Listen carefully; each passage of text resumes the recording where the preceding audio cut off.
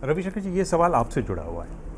यानी आपने इतने बड़े मुद्दे उठाए, अरुण जेटली जी के बाद लग रहा था कि आपका बहुत बड़ा पोजीशन होगी पार्टी में, लेकिन बहुत सारे नेता, आप हैं, राधा मोहन जी हैं, रूडी हैं, सुशील मोदी हैं, नंद किशोर जी हैं, क्या वजह है कि बीजेपी इनको कहीं ना कहीं हाशिए पर रख रही है? देखिए, मैं आपसे एक ही बात कहूँगा, ये आपकी सोच है। हमारा एक परिचय कार्यकर्ता का भी तो है ना। तो पार्टी कोई निर्णय करती है तो हम लोग उसमें कोई शिकायत नहीं करते।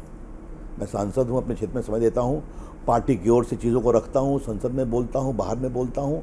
इसलिए मैं आपसे यही कहूँगा कि इस मामले में अगर आपकी कोई ये आपके प्रश्न का संकेत है कि मैं कोई दुखी हूँ, नाराज़ हूँ, पार्टी हम लोग का सहयोग, हम लोग की सेवाओं का उपयोग करती है, दौरे भी कराती है और करती रहेगी। रवि जी, मैं दिव्यांग जी के ही सवाल को आगे बढ़ाना चाहता हूँ। क्या भारतीय जनता पार्टी कुछ नई लीडरशिप की खोज में है कि अब आप लोगों से हो गया, जितना चलना था हो गया, अब नए लोगों के हाथ में भाजपा को बिहार में दिया जाए और उन लोगों के चेहरे पे आगे बढ़ा जाए? देखिए, मैं फिर कहूँगा, परिवर्तन तो प्रकृति का नियम है, इसमें क्या फर्क पड़ता है। तो इस पर मुझे कुछ नहीं कहना, ये पार्टी का अधिकार है। रविशंकर जी, आप सीधा जवाब नहीं दे रहे हैं। आपका सवाल बहुत टेढ़ा है, तो हम उसका सीधा जवाब दे रहे हैं। क्या पार्टी ने आपको कभी बताया कि रवि जी, आपको क्यों हम हटा रहे हैं केंद्रीय मंत्रिमंडल से?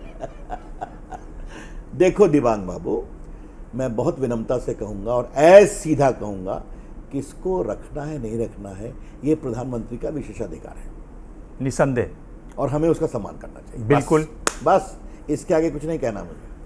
आपके बहुत सप्लीमेंट्रीज आएंगे, मैंने बहुत इफेक्टिव मेन क्वेश्चन का जवाब दे दिया।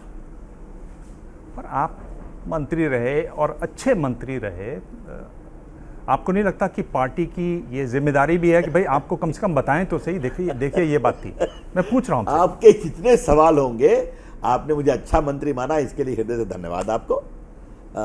लेकिन हाँ, मैं एक बात आपसे जरूर कहूँगा कि जो भी प्रधानमंत्री जी ने काम दिया, उसको विनम्रता से करने की कोशिश की है।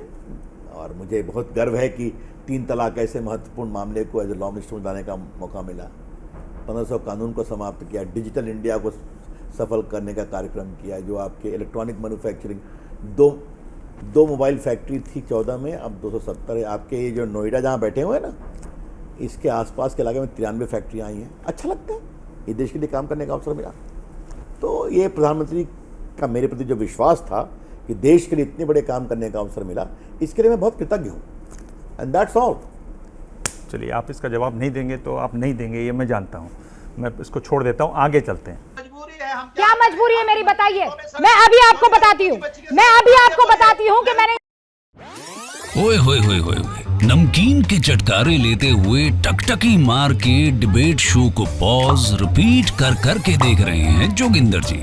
इनकी तरह आप भी देखें अपनी फेवरेट डिबेट्स को रिपीट कर, और डाउनलोड कीजिए एबीपी लाइव ऐप अपने स्मार्ट टीवी पर।